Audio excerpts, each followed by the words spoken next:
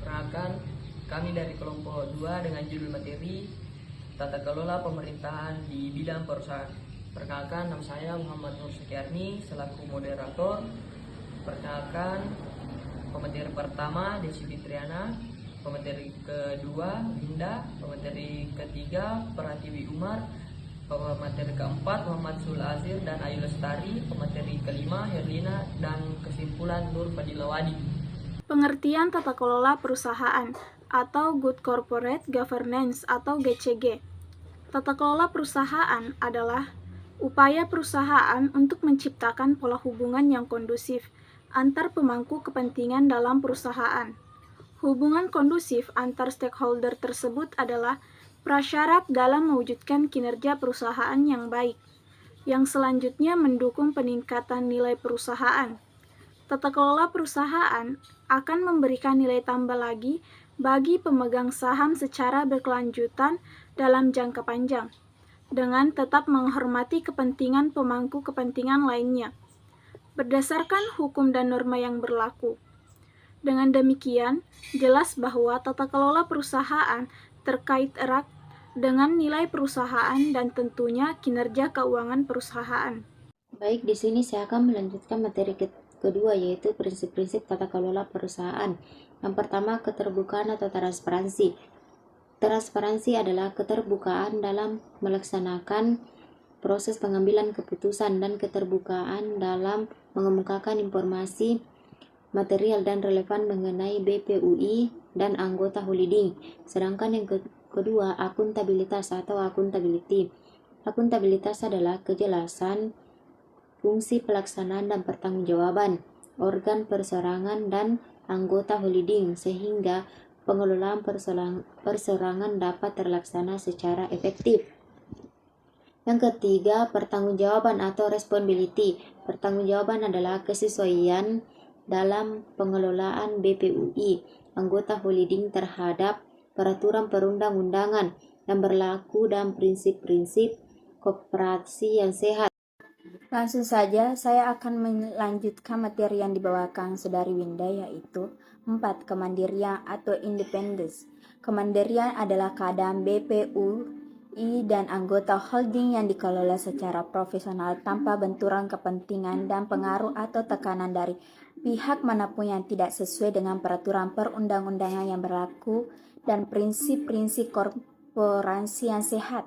Kelima, kewajaran atau fairness. Kewajaran adalah keadilan yang kesetaraan dalam memenuhi hak-hak pemangku kepentingan atau stakeholders yang timbul berdasarkan perjanjian dan peraturan perundang-undangan yang berlaku.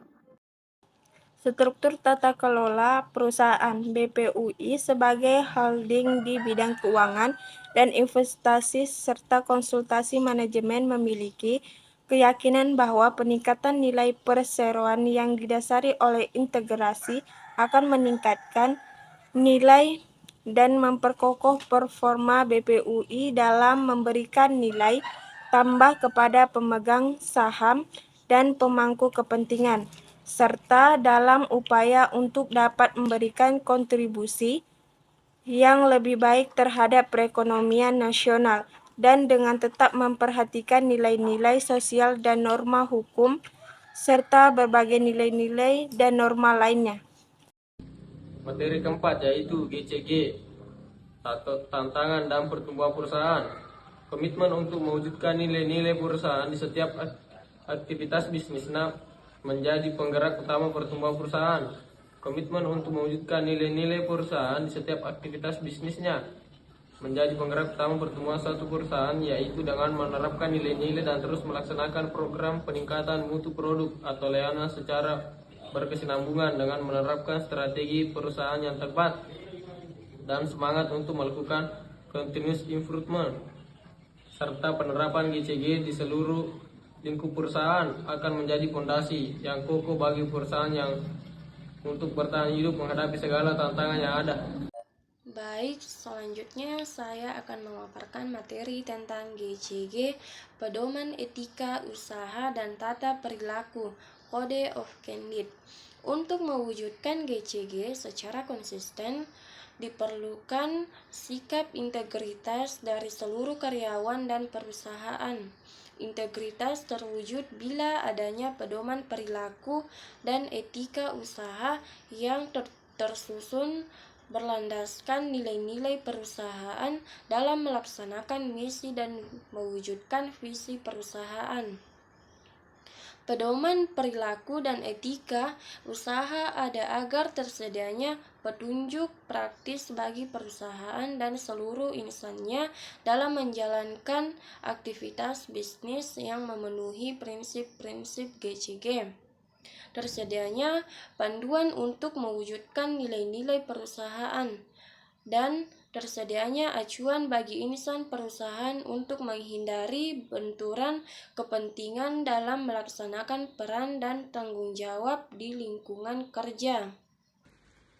Kesimpulan, tata kelola pemerintahan yang baik adalah suatu penyelenggaraan manajemen pembangunan yang solid dan bertanggung jawab yang sejalan dengan prinsip demokrasi dan pasar yang efisien. Tata kelola perusahaan yang baik menjadi fondasi strategis bagi pencapaian keunggulan daya saing yang berkelanjutan. GCG merupakan sistem, struktur, mekanisme, dan kultur yang akan melindungi kepentingan pemegang saham dan pemangku kepentingan. Melalui komitmen, manajemen, dan dukungan seluruh pihak terkait di lingkungan ISG, tidak hanya mampu memenuhi berbagai ketentuan terkait penerapan GCG, namun lebih dari itu didorong untuk menerapkan praktik-praktik terbaik sehingga BPUI termasuk dalam kelompok terdepan dalam penerapan GCG. Itulah tadi materi yang sempat dibawakan oleh kelompok kami. Bidang kurangnya mohon dimaafkan. Wassalamualaikum warahmatullahi wabarakatuh.